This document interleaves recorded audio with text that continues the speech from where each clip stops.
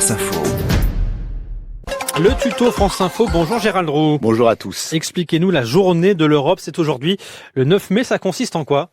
Elle se déroule dans les 27 pays de l'Union européenne, sous des formes assez diverses, des expositions, des concerts, des débats sur le thème de l'Europe, de sa construction, de ce qu'elle a réalisé depuis des décennies. Cette année, dans 60 villes européennes, des monuments emblématiques comme l'Arc de Triomphe à Paris ou le Colisée à Rome seront illuminés pour appeler les Européens à voter dans un mois afin de renouveler leur Parlement.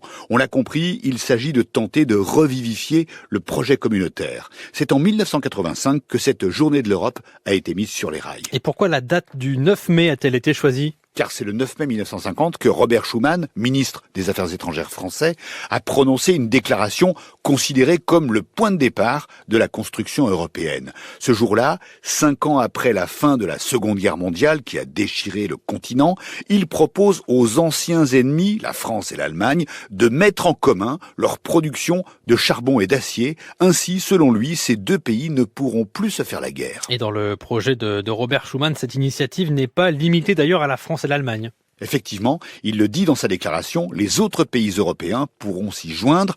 Dans son esprit, cela jettera les bases de leur future unification économique. Les choses doivent se faire par étapes avec du concret.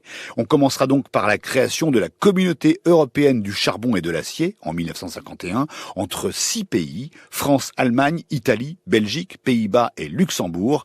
Il n'y aura plus de droits de douane sur la circulation de ces deux marchandises entre les 6 pays en question.